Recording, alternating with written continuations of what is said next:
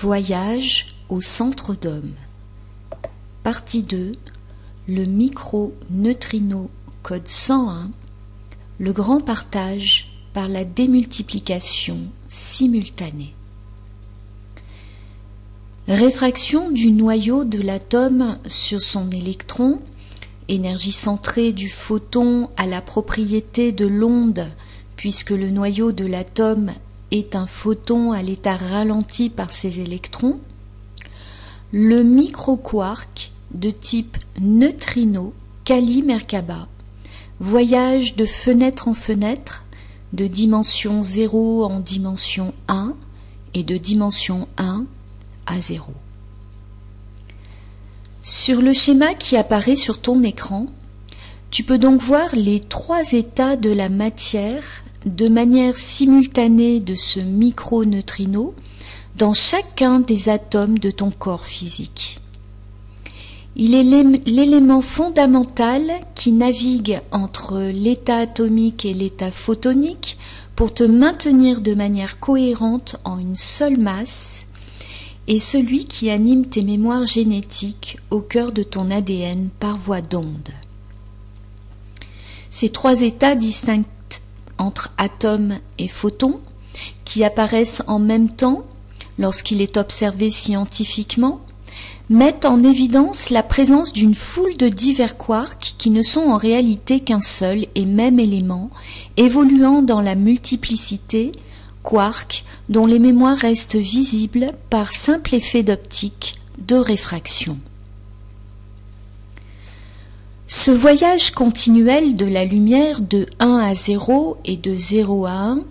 de l'état atomique à l'état de photon et du photon à l'atome, de l'onde invisible au rayon visible et du rayon à l'onde, est essentiel à la mue évolutive de la matière physique et sa régénération.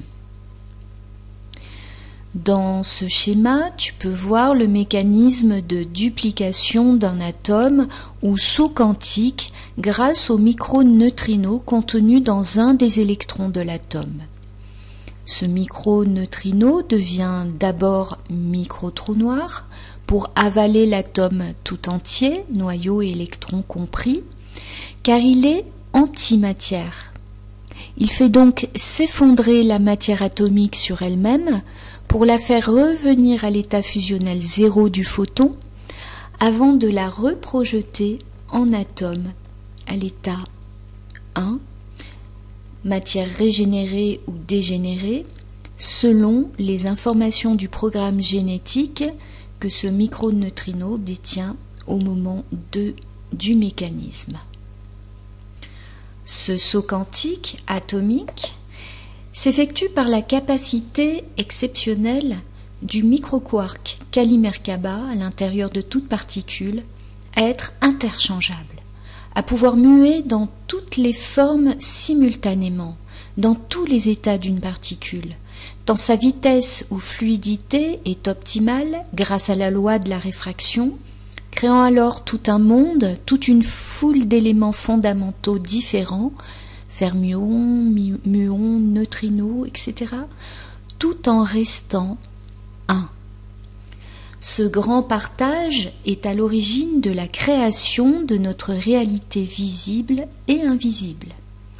À chaque instant, l'univers passe alors de l'homéostasie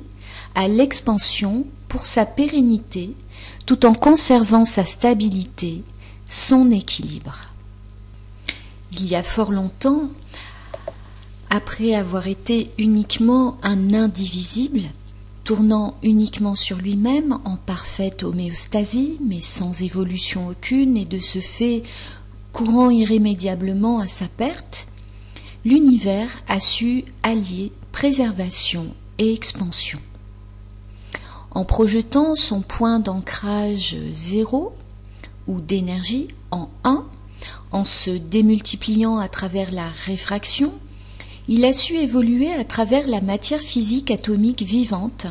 qui, une fois ayant rempli ses fonctions vitales, revient en 0 à l'état photonique sous la forme d'une conscience énergétique qui, idéalement, doit s'être régénérée, c'est-à-dire rééquilibrée émotionnellement, pour retourner nourrir la matière atomique de manière optimale. Ce cycle est essentiel à la régénération énergétique de l'univers, c'est-à-dire de toutes les échelles de dimensions et d'états physiques de notre réalité physique visible et invisible qui le composent, pour ne pas qu'il s'effondre sur lui-même et bascule dans l'antimatière de l'homéostasie, c'est-à-dire son vieillissement et sa disparition totale.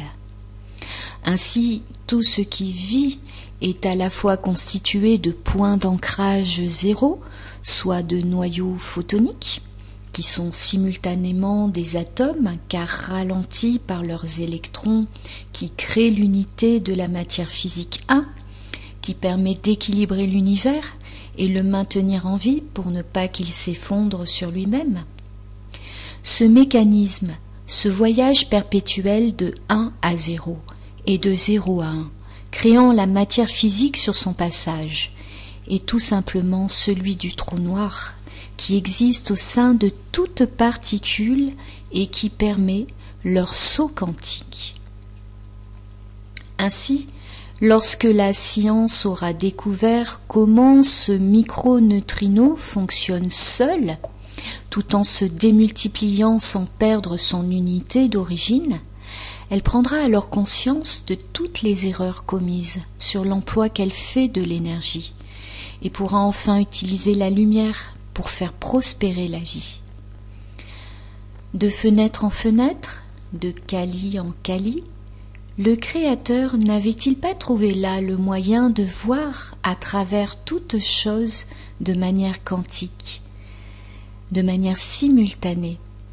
la situation de tous ces mondes, de l'infiniment petit à l'infiniment grand, afin de pouvoir intervenir aussitôt si déséquilibre il pouvait y avoir. L'univers me faisait vraiment penser à un immense corps humain, avec une conscience capable de se déplacer de manière quantique à travers tous ces mondes, où l'énergie était en mesure de circuler à la vitesse de l'éclair pour rester en contact avec la totalité de son organisme pour le maintenir en vie. Je pressentais alors que toute chose pouvait avoir été conçue pour maintenir la vie et la préserver, à l'image même de ce mécanisme grâce à ce fabuleux véhicule de lumière, la Kali Merkaba.